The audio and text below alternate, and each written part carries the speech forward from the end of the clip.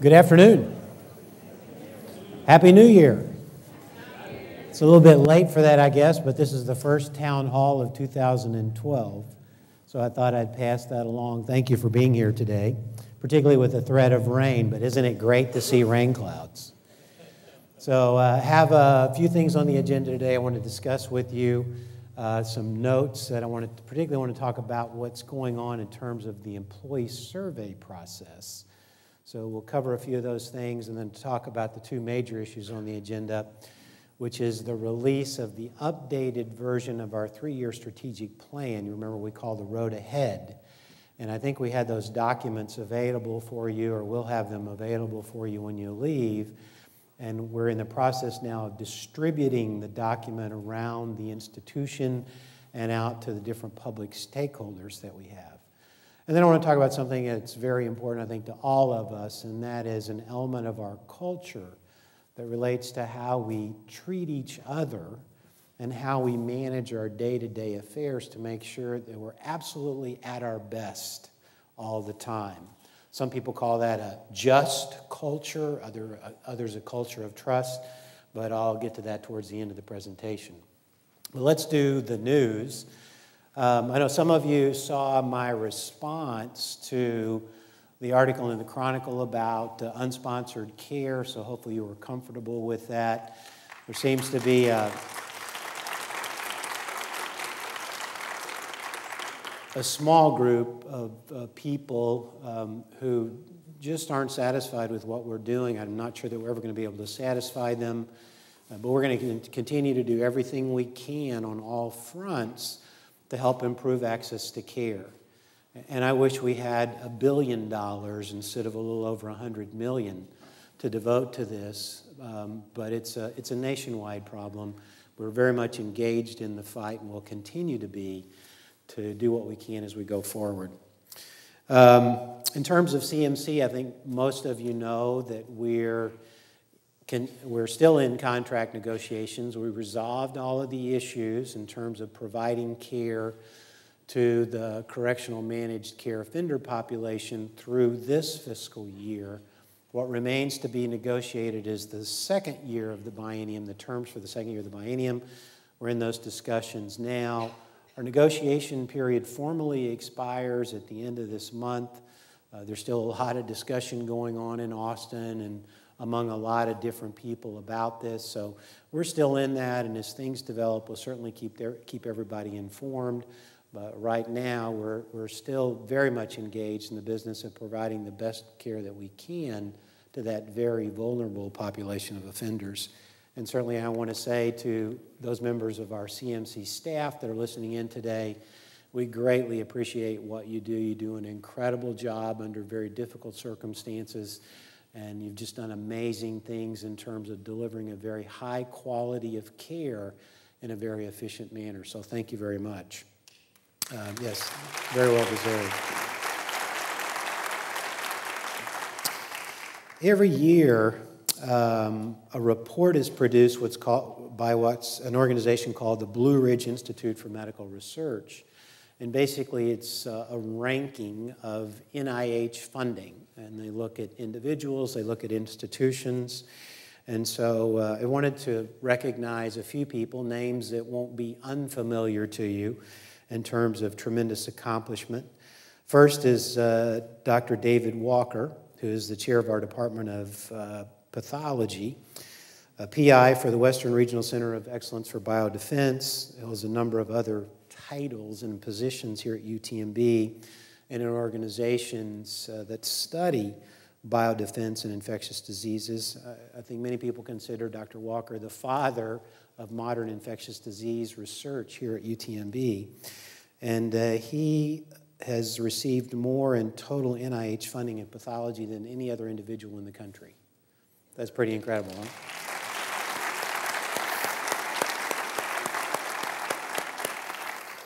Dr. Jim LeDuc, in a similar position, #1 in microbiology, so he deserves a hand.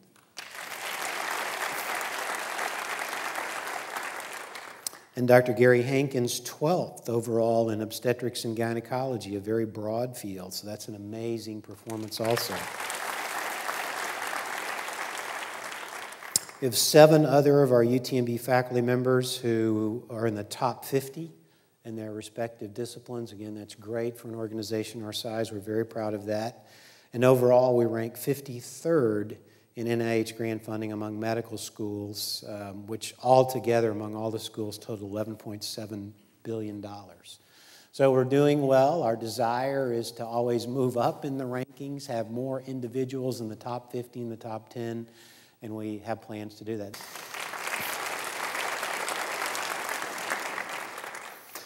Dr. McKinley wanted me to say a few words about the upcoming Pulse survey for the UCount employee survey process. Remember, we talked about doing a baseline survey after Hurricane Ike. We did that. We identified a number of issues. I know there were some concerns about, oh my gosh, you're punishing me for the result of the employee survey. Hopefully we've addressed those now. We've used all of that information to make new plans with regard to how we manage, how we engage our employees, hopefully make everyone here feel that they are contributing on a daily basis and make it easier and more fun or more enjoyable to do that. What we said we would do then in terms of following up on that survey is not completely redo the survey every year, but do what are called pulse surveys, which are focused on specific outcomes or specific topics. So we're going to do our first pulse survey. It's going to be opened on, it says January 20th. That's not right, is it? 30th, okay. All right, so typographical error, sorry about that. This survey is again confidential. These are managed so that there is a survey offsite. You do have to sign in, so not anybody, no member of the public, somebody who's not a member of the institution can't participate in the survey. But all that does is enable your access to that anonymous server. And then your results are compiled and measured. So it still remains anonymous. We want everybody to participate. The more participation we get, the more accurate the survey. And we will continue to use the information from the Pulse survey in the context of the survey we did last year as a whole to modify our plans and try to improve the working environment for everybody who's at UTMB. So here it is. Survey dates are January 30th through February 13th. We'll be sending out an email with instructions and link to the survey on Monday, January 30th. Okay? So those are the news that I wanted to cover. Certainly we'll have question and answers at the end. Happy to address any concerns that you have. In terms of planning, I think I've showed you a slide like this before. This is our planning process. Our planning process goes on all the time. It has identifiable, discrete segments, and those are at the top of this slide. So situation analysis, direction, alignment, execution, evaluation.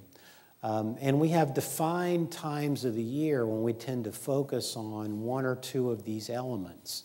But this goes on all the time. So there really is never a time when we're not analyzing what's happening around us and what our response is to what's occurring or what it should be, what our response should be to what's occurring. We're always thinking in the context of our mission, vision, and values about what we should be doing.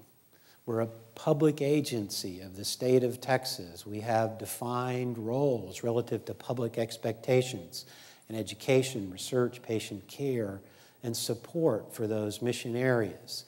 So we're always thinking about that, about what we should be doing to justify our existence and justify the use of the resources that are placed at our disposal. How do we then leverage those and create the best return on investment for the state of Texas? And then there are a number of alignment issues. Certainly we want to be aligned with the strategic plans of the University of Texas system. Some of you, I think, know that the Chancellor recently released what is called the Framework for the UT System's Future. That was a collaborative effort with all of the institutions and the regents, thinking about what we should be doing in higher education and all of the things that we do in the UT System institutions.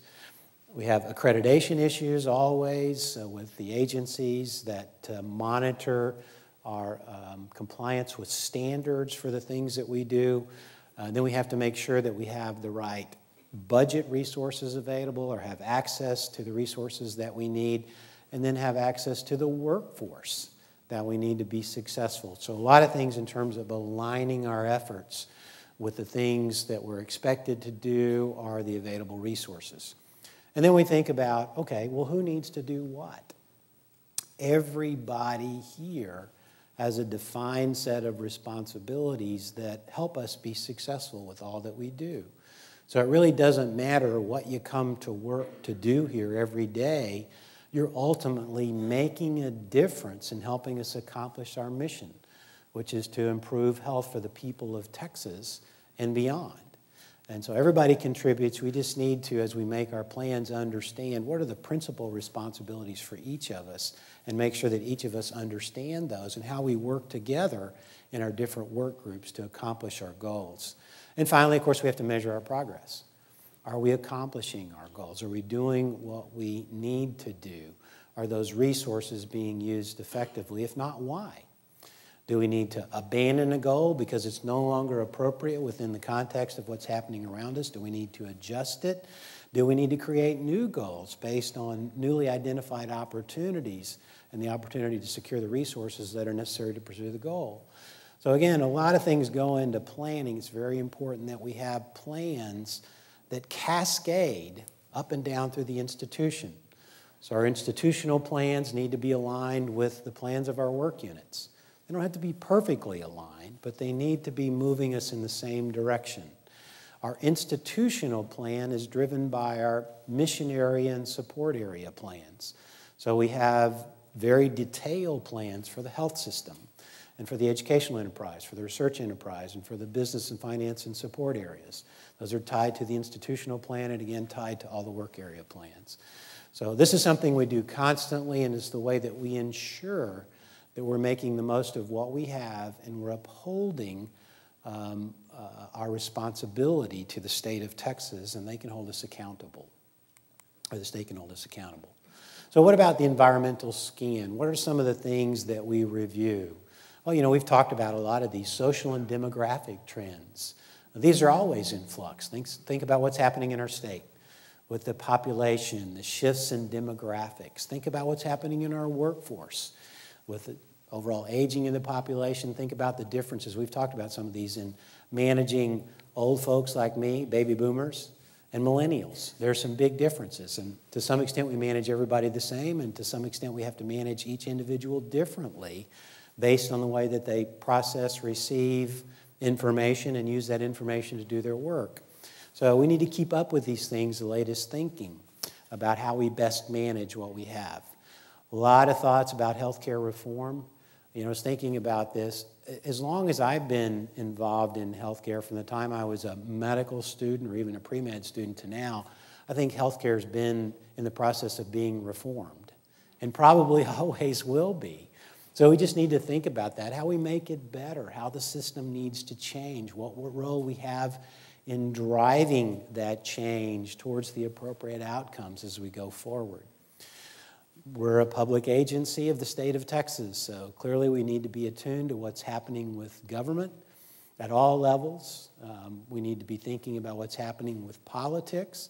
Not that we are directly engaged in the politics, but we need to be keeping up with the political trends and understand what's influencing those so we can make sure that we have appropriate plans.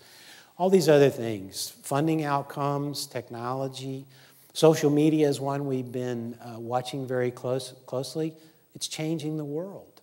You think about it as social media are broadly defined. Think about all that's happened relative to the Arab Spring and things happening around the world, really driving a lot of things to happen. State, national economy, things like climate change, global competitiveness. This is not an exhaustive list, but there are a lot of things that we monitor that have an impact on what we do and what we choose to do. And again, we look at these all the time as we formulate and monitor our plans. Obviously, as I mentioned, mission and vision drive everything we do. So everything we plan to do is driven by mission, vision, and values. You guys remember those: compassion, integrity, respect, diversity, lifelong learning. Our guidepost for behavior. Everything that we do is bounded by our values. And then we have what we call our strategic pillars. These are our 8 major areas of focus. We've actually added a couple this year to give us the total of 8. People, from my perspective, always need to be number 1. So we have a set of strategic objectives related to obtaining and retaining the best possible people. Some of you I know have read the Jim Collins book, it's now a few years old, called Good to Great. Do you remember what Mr. Collins, those of you who read the book, said about people? He said you have to get the right people on the bus. I believe that's true. And then there's what I call Calendar's corollary, which is you got to get the people on the bus as good as they can be, as right as they can be. So we have to continually invest in our people to make sure that everybody understands how they contribute, that they have the right resources at their disposal, and they have the set of skills are most capable in getting that work done that moves our institution forward. Quality, I think that's kind of built into our culture here. It's always been a piece of our culture, and yet there are a number of things that can pop up as barriers to the highest levels of service and good quality in all of our different work processes. And of course, the more complicated the work process is, the more it is prone to error. So we need to constantly re-examine our work processes and make sure that they are compliant enough to allow us to be successful, achieve that being the best that we want to achieve, and still allow us to make errors. All of us make errors. We cannot be error-free as humans, but our work processes need to be designed to make sure that when I make an error, it doesn't screw everybody else up. And so we're thinking a lot about that as we go forward, how we improve our work processes, how we build those systems that ensure the best possible service all the time. Education, our strong suit, we've been doing that well for a long time. We have nationally and internationally recognized leaders in education here. That's great. But they will, I think, tell you to a person that education is changing. We want to stay at the forefront of education. How do we do that? How do we continue to be innovative? How do we continue to make sure that we're using the resources placed at our disposal by the state of Texas to the greatest possible effect?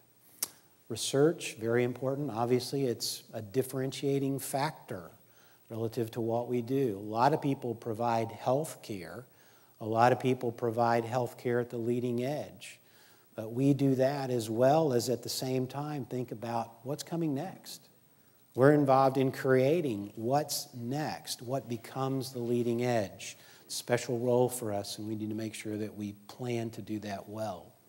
Health systems, the context for just about everything we do in terms of mission.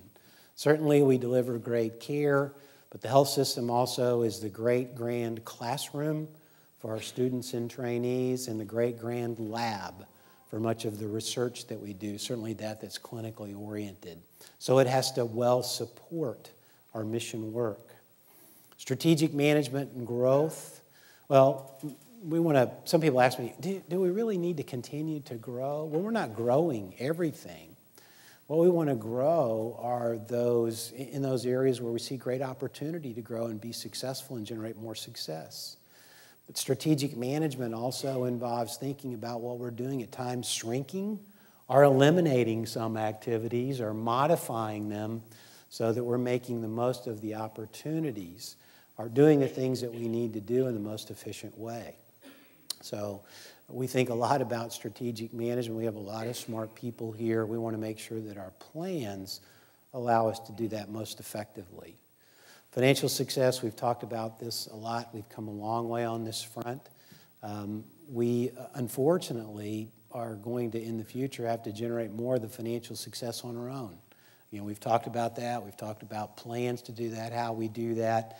Now it's a matter of making sure that our plans are appropriate for our operating context and that we execute those plans appropriately. Finally, community. I think everybody in this room, everybody around the institution understands the value of having close ties to the many forms of community that we serve. It's very important that we have support coming from philanthropic sources, that we have support coming from our legislative representatives in Austin and Washington, from our local elected officials. Very important that we have support from our alumni. Very important that we have general support from the people of Texas. They understand what we do and they value it. So it's very important that our plans have elements built into them that allow us to maintain that support and hopefully grow it over the course of time. So remember, we have 3 planning horizons. We have what we call the here and now, which basically is composed of our operational and budget plans. Those have a 12 to 18-month time horizon. This strategic plan has about a 3 to 4 year time horizon, and it's the one that we typically publish and distribute, again, called The Road Ahead, and the document's available for you today. I'd like for you to take a look at it. Take one with you. Certainly it's available on the web, and we'll be distributing more copies over the coming days. Again, 3-year plan, and it is very much tied to the mission area plans and the support area plans of the institution. Just going into a little more detail briefly about the elements, about the strategies or high-level tactics under each of the pillars. So people, I mentioned number 1, the strategic direction we have articulated associated with that pillar, invest in our number 1 asset, our people. So we have elements of our plan that focus on recruitment and retention, leadership and professional development. We heard a lot about this in the employee survey. We need more opportunities to develop our skills. So we have elements of our plan that are associated with making more programs available and making the programs we have more effective. A lot of people talked about recognition. Do we say thank you enough to our employees for what they do? Do we recognize them in a number of ways, including with opportunities for increased compensation?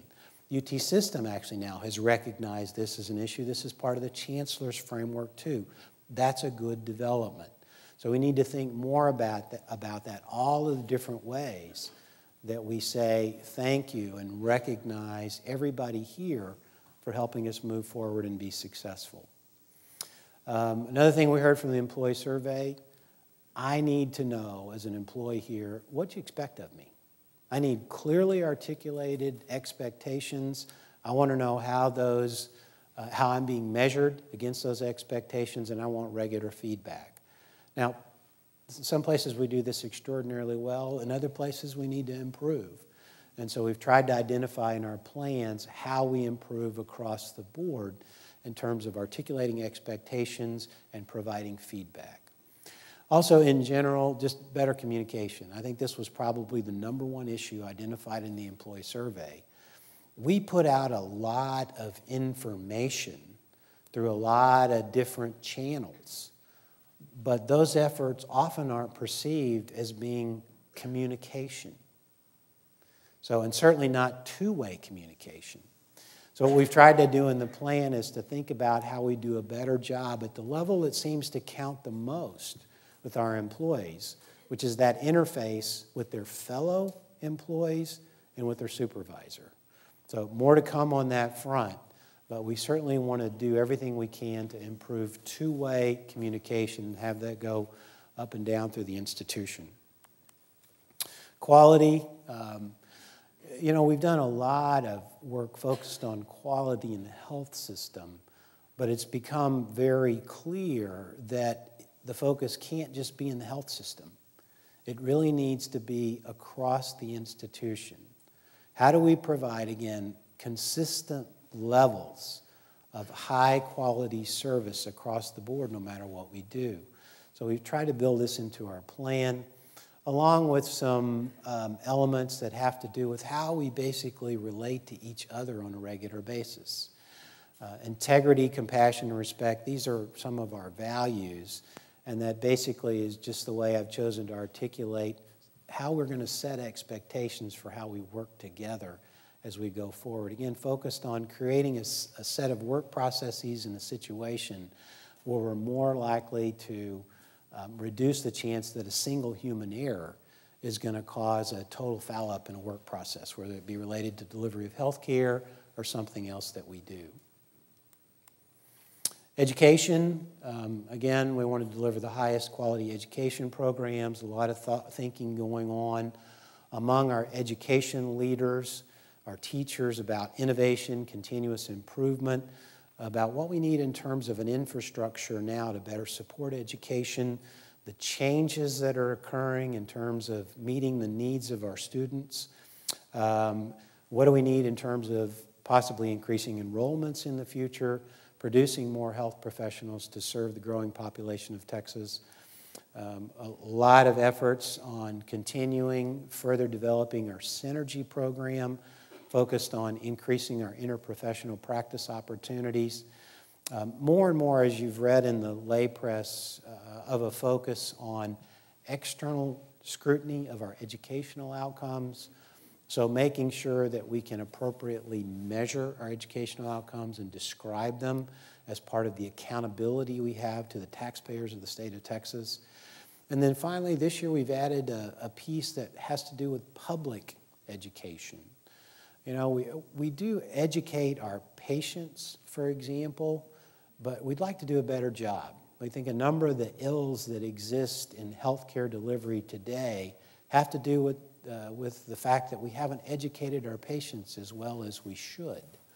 And we've done some great work in this front. You know, I think Rebecca Castro had a President's Cabinet grant, and she did a simple project. I don't mean to take away from Rebecca's efforts. It was a tremendous effort. But basically, she took patients to the grocery store and educated them with regard to nutritional information and then monitored their progress and response in terms of health outcomes. They did a lot better with a fairly simple effort. It's not that hard. But we need to build those sorts of efforts into our routines, into our interfaces with our patients. Think about what we might be able to do with this huge problem of, no pun intended, but childhood obesity, which is growing. What can we do to educate families and children? How can we intervene differently with education to try to stem that increase and reduce that, change the direction of that trend over the course of time? So we don't want to let that go. We think it's very important to include that public education piece in our plans. On the research front, a lot going on with regard to a review of our current plans for research, the directions of our research, the strengths that we have among our researchers in our different departments, how we best leverage those over the course of time. We know we've got this context of the potential for reduced NIH funding, perhaps a reduction in terms of the way a reduction in the amount of philanthropic dollars available for proof of principle research, that initial first step in research that helps us then get access to NIH funding or NSF funding. And so we need to make the most of the strengths we have, think about how we best pursue the resources that are available to us. That involves more collaboration. We've talked about that, about using the resources like space that we have more efficiently. And so we've got a lot of elements of our plan now focused on thinking about how we redirect, reprioritize our research efforts, and then secure the resources that are necessary to make the most of those. Also, technology transfer and commercialization, a lot of opportunity on that front. We probably haven't had the greatest process for taking advantage of those opportunities in the past, but Jason Hebert, a number of the staff members working with him, working with the faculty leadership, particularly in research, I think have made great strides in that area. And so we've actually ramped up our plans for technology transfer and commercialization over the next several years. Health system, a lot of detailed plans and mission area plans of the health system. But at the institutional level, we said, you know, what we really need our health system to do is to play the appropriate role in transforming healthcare delivery. Well, that's obviously a team effort across the health system, thinking about the continuum of care, whether it involves an acute problem, visit to the emergency room for trauma, or whether it involves the management of a patient with a set of chronic diseases like diabetes, hypertension, and heart failure. So we've basically set a plan that involves a lot of focus on infrastructure that we think will enable us to move towards more of a role as being a transformative agent in healthcare delivery. Obviously, we'd like to improve access to care, the appropriate levels of care at the right time. And then, we've included or kept in our plan making sure that what we're doing with the correctional managed care group is appropriate, it's sustainable, it's the right thing for that population and for the state of Texas right now. Strategic management and growth, without going into too much detail, just thinking about all of the resources that are involved in what we do, facilities, equipment, information technology, how we make the most of those, how we secure the correct access to those resources over the course of time, how we best manage them. The other thing with this set of plans is to make sure that we're appropriately prioritizing our efforts. I think one of the things you've heard me say before is that one of the challenges about what we do is I think most of us come to work every day with more on our plates than we can possibly accomplish. And we have to, during the course of a day, oftentimes make choices about prioritization. What's at the top of the list today? How does it change from yesterday? How might it change tomorrow? What are the things I have to get done today? What are the things that I need to not focus on today, maybe focus on tomorrow? So we do that as an institution too. Things pop up all the time. But we need to make sure that we understand what has to be done, what's at the top of the list, and have a relative rank order of priorities so we can continue to move forward and be successful. I think part of our nature as being people who are involved in research or healthcare education is we do have a great deal of inherent compassion. We wouldn't be in this business if we didn't have that.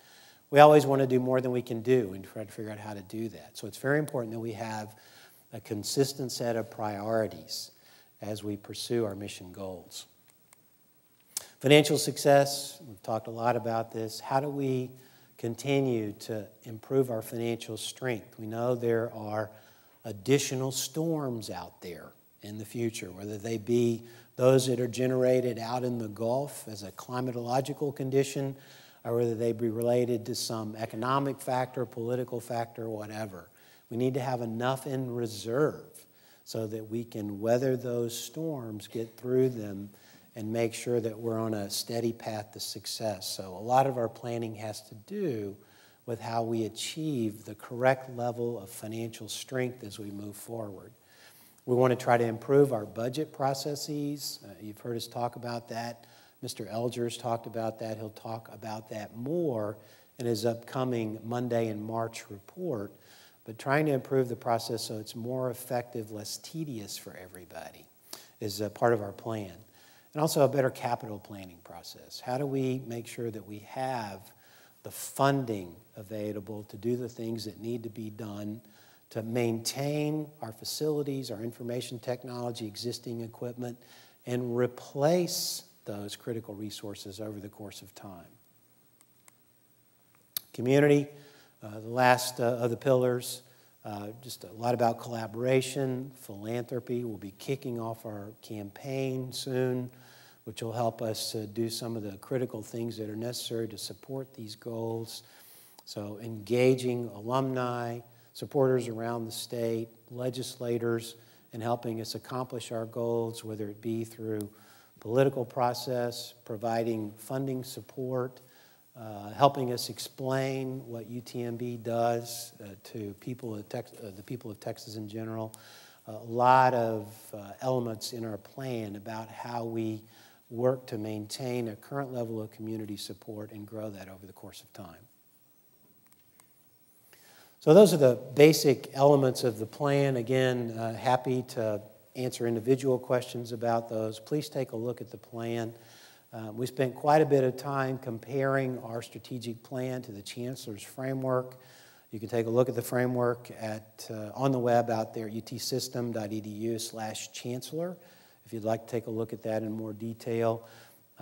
The system will be monitoring our plans, our outcomes associated with our plans, and incorporating those into their overall plan for the system as we move forward. So next steps, measuring what we're doing, taking a look at how we're doing with the plan for this year, making sure that we've got the budget plans, the plans for the upcoming fiscal year, which starts September 1st. So a lot of things to do now in terms of making sure that our plans are continuous, that we all understand what we need to do going forward, that we have that sense of priority about the things that are most important. I do want to again mention Mondays in March. There are 4 Mondays in March this year, so each of the EVPs will be giving a report about their respective mission area, and then I'll do a summation at the end relative to how we're doing with this year's plan and how those results are impacting what we plan to do for the rest of this year, how they've impacted what we plan to do for next year. So I encourage you to tune in for those Mondays in March. I want to move now and talk a little bit about that cultural issue, the just culture or culture of trust. I feel like we've made such great strides. Talked to a lot of you, people around the institution. Many times the word transformation comes up. And I think that's reasonable. I think UTMB really has been transformed in a good way from what it was even before Ike, but certainly in those from what it was in those dark days after the storm. A lot of great work to think about what we're supposed to do, how we're successful with our efforts, and what UTMB needs to be in the future, how it creates success. And all that's been done without throwing out the really great parts of our culture that have been around for 120 years. Those elements that make us who we are, that sense of compassion, that high level of integrity, that great respect for the people that we treat, that we work with. So all of those have been preserved. I'm very proud of that. I hope you are too. But I think we need to think about how we continue that transformation and hold on to all that's good about UTMB. I think there are a number of reasons to be optimistic about our future. I think the Texas economy, the national economy, both are showing signs of improvement. I was just visiting yesterday with Senator Ogden, the chair of the state's Senate Finance Committee, and he confirmed that the state right now has about a $2 billion surplus. That's great news. Remember, just a few years ago, we were in deficit mode. So that's good. Our economy is improving. We have recovered from Hurricane Ike. That's not to say that all the repairs are completed, all the mitigation work is done, but we have plans for those. We can see our way through. And there are visible signs all around our campus that progress is being made towards being storm-proof for the future. We have achieved financial success, even with trying conditions, and we have a plan to maintain that over the course of time, understanding that additional challenges are out there on the horizon. We have had the chance to rebuild, not only from the structural sense, but from the work process sense, thinking about how we get things done, again, how we generate success. And I think just about everybody here has been involved in thinking about these plans, what needs to be done, how do we continue to be successful, to turn out great young health professionals and scientists, to do what we need to do to develop what comes next in terms of healthcare delivery, to provide great care to our patients, or how do we more effectively and efficiently support those mission efforts. But I think there's an important next step now, and that really is creating more of this culture of trust. I don't mean to imply that we don't trust each other. What I really want to get at is how we work together, how we hold each other accountable for doing the things that we're supposed to do as individuals to make our work team successful and make the institution successful.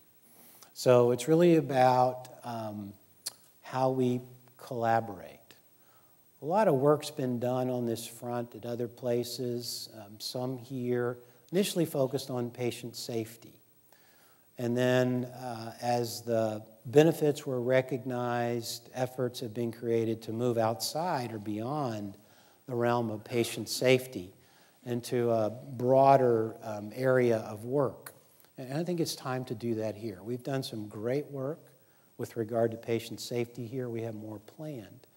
But I think we ought to think about what it means to have this just culture, our culture of a high level of trust and collaboration at UTMB. I think doing this would allow us to address things that we see that are broken more effectively. I think probably most of you are like me. You know, when we were in those first few years after Hurricane Ike, it was a little easier to overlook things that weren't quite right because we were still in survival mode.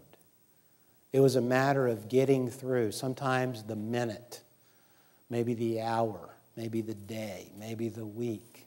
We had to survive. We had to get back on our feet. We had to develop the plans for moving forward. But I think we've done that now.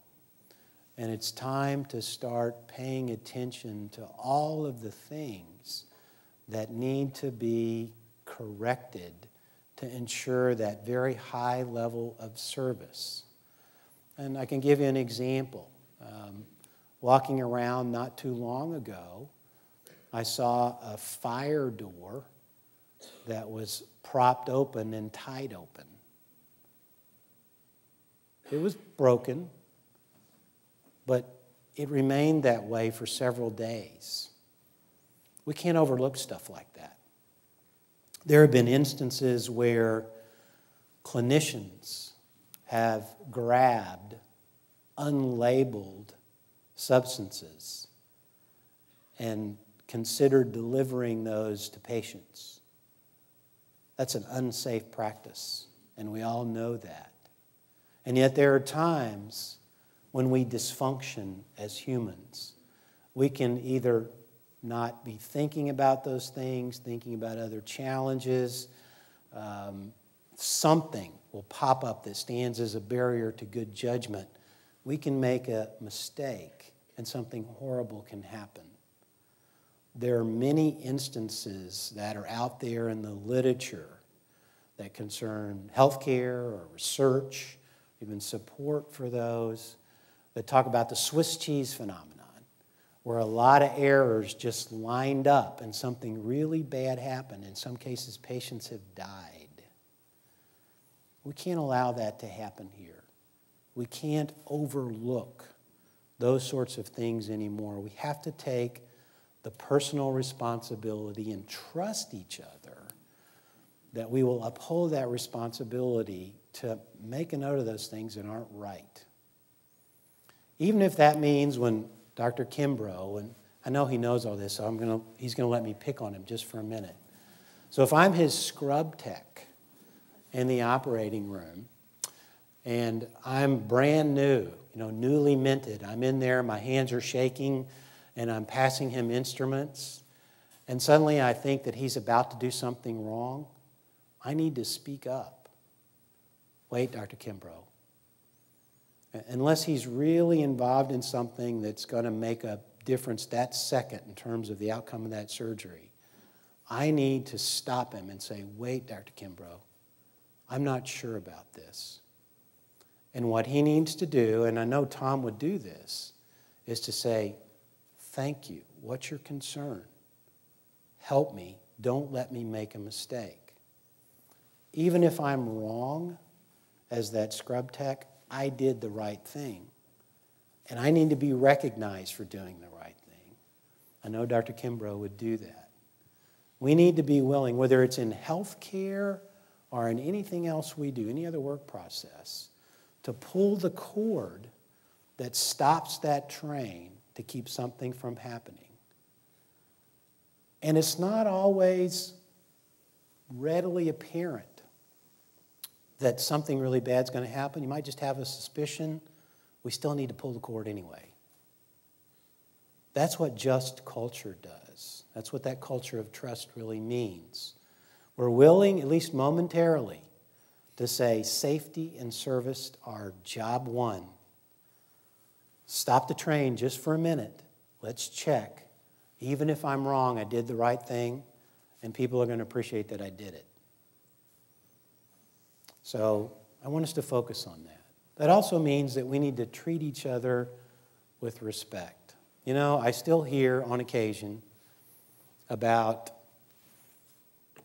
people who basically harass others or disrespect them, abuse them in some way in terms of the way that they treat them. They get upset. Not that we all don't get up. I mean, we do, each of us gets upset in our own way occasionally.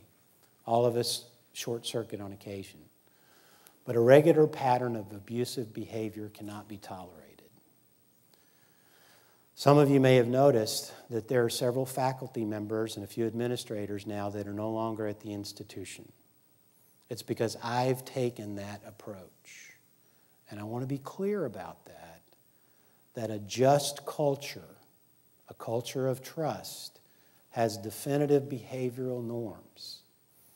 Intimidating others actually pushes us in the wrong direction in terms of safety and effectiveness, and just cannot be tolerated. So I want to make that clear as we go forward. We're going to talk more about this. But I think this is something that's very, very important for us as an institution to take on, to move to that next level of safety and service.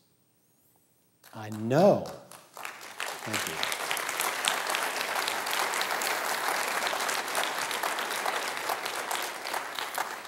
I know the chancellor believes this. I believe just about every member of the legislature would tell us this is the right thing to do. It's what we expect. And I'm pretty sure just about every taxpayer has the same sort of expectation. So again, we'll talk more about this as we go forward. But I want us to fully engage this concept. Again, I'm not slapping hands here. I'm not pointing things out. I just think now's the time in our transformation to take this on and really examine the way that we work with each other to ensure that we're being the best that we can be for everyone we serve. Okay? All right, very good. What questions do you have? Okay, well, if you have individual questions, I'm here. If you have questions about the Road Ahead document, please let me know.